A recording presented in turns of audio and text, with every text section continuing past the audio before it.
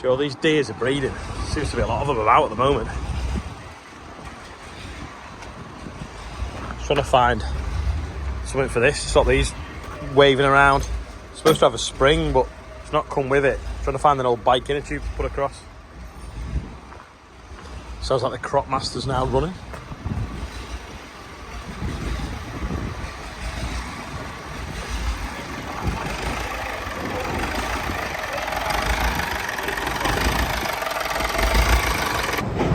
Andrew's back with a fast track. He's just delivered some straw. Rob's made a bracket for this to fit the baler. It's alright, isn't it? Big bolt, piece of flat plate, as long as you can still reach the aircon. So this is the baling bus at the moment. Andrew's been upgrading his lights in the Valtra in the top of the cab. Good them, aren't they? Quite heavy, aren't they? Yeah. Right now.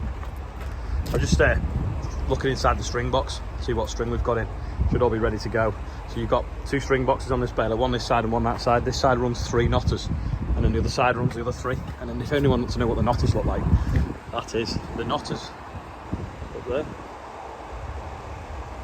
That's what we call a chamber. And then obviously when you get in the field, you fold this flap down at the back and the bales come out the back. After the front has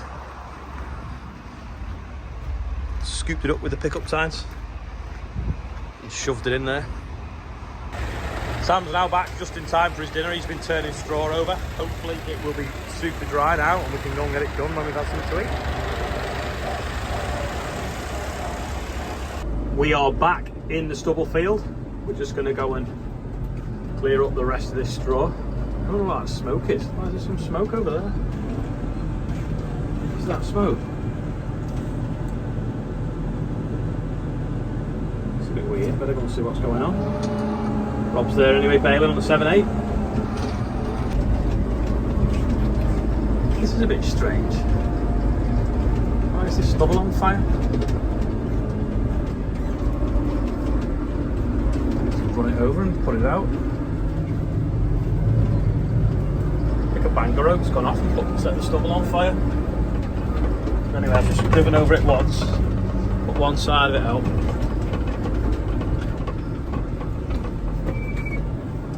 I'm gonna have to pull the rest out. With his feet, I think.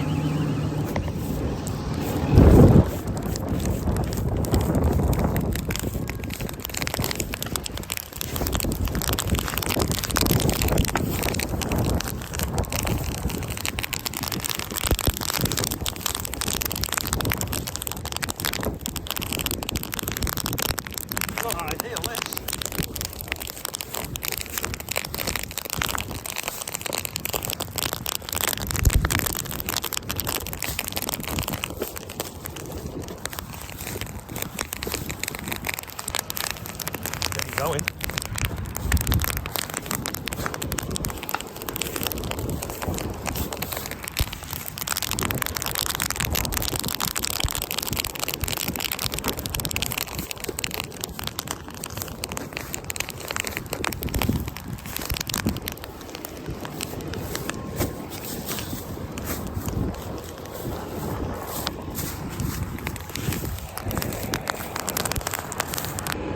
A little bit out of breath. Just burnt that little patch there. I think one of the shooters had put a banger rope on this telegraph pole. When it got near the end, it must have fell off and landed over there. Set the straw on fire. Anyway, Rob's over there baling. He hadn't noticed. I obviously noticed it as soon as I drove in the field, and there was like a little bit on fire. Anyway, it's burnt reasonable sized patch, but it was obviously spreading out. Another 20-30 seconds and I wouldn't have been able to put it out on my own. Telehandler's just arrived as well. We probably could have stuffed it out with that, maybe with a bale of straw on the front of it. But it's not easy putting a fire out with something flammable. But yeah, lesson learnt there. I have to tell the shooters not to put banger ropes in the dry fields.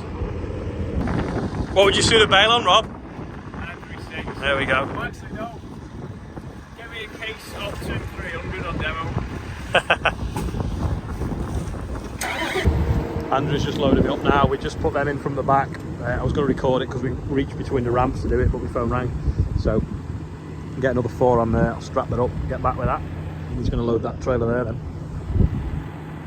But the bales are ever so slightly long. They're not going to fit in, are they? Or are they? Yeah, no, yeah. Just. Is it? Bit of a wiggle and a jiggle.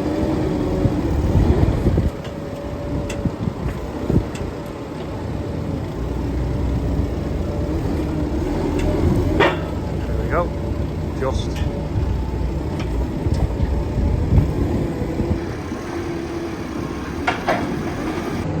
All strapped up, take this one back, get it unloaded. We're back at the yard now. I'm going to go and unload the first load of straw with the mini Merlot. Rather than swapping the hay caps, I'm just putting the top bales that were on last year on top of these ones, and they're not going to get off without the aircon. That's last year's rape straw I've still got if anyone wants any.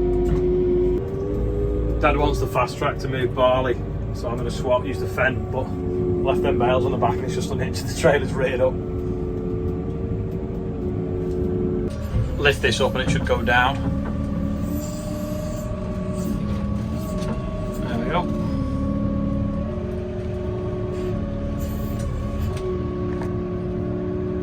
Yeah, the PTO selector's not working on this, but it's fine for carting straw with. I'm not just sure whether anyone's told the dealership though.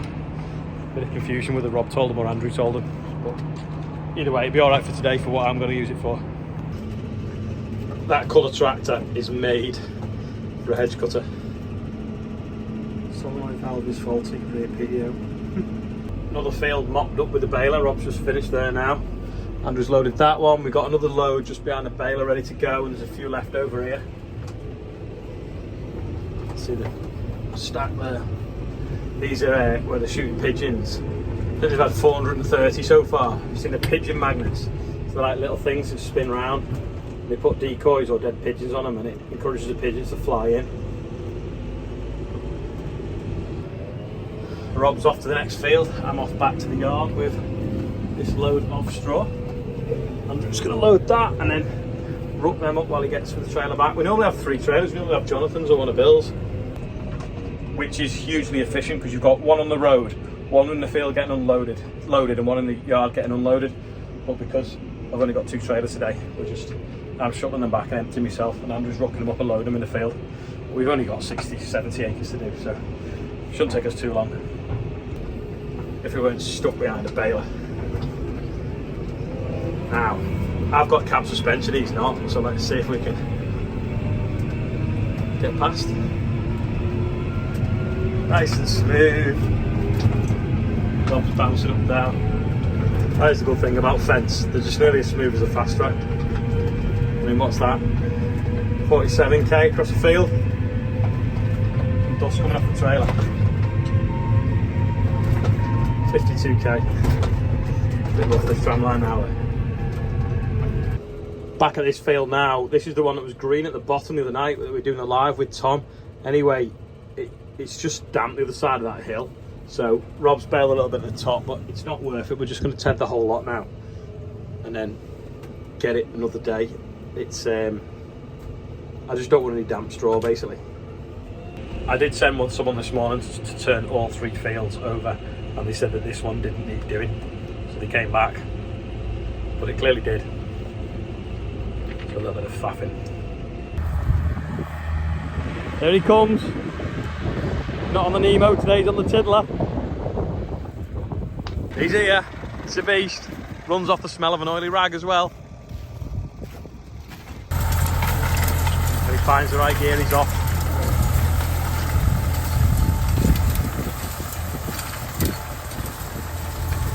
We definitely need to get that acrobat working far quicker.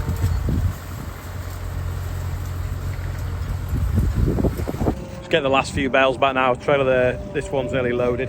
But this morning, went to look at where Charlotte's building a holiday cottage, so here's a quick look at that.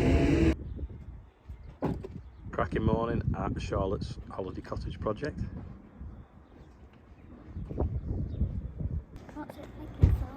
Have a look in a minute. That for view.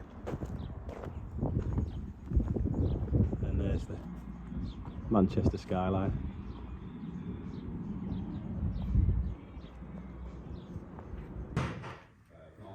This is the master bedroom with an ensuite behind, what it's going to be. Then that's a bedroom. And then this is another bedroom with a Jack and Jill ensuite in here. Go around there. It's another bedroom, and then this is the kitchen and living area.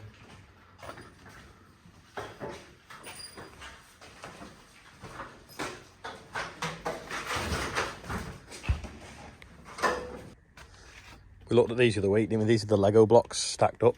Look great, don't they? So it's like the retaining wall, stop the road falling in.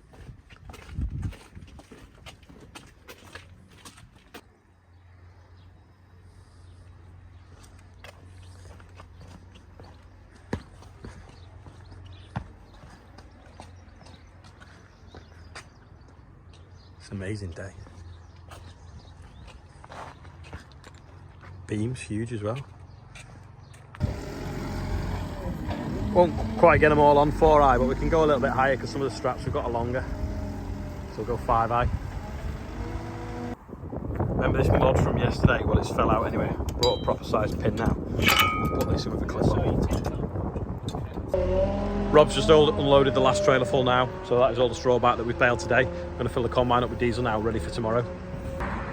News just in, so there's been about sort of like 4 teams out pigeon shooting and a few other sort of randoms in different fields. They've shot collectively over 2,000 today, which is actually reduced the numbers. Because I mean, when you think of flocks like 500, 600, 700, if they can shoot 2,000, that's really getting the numbers down.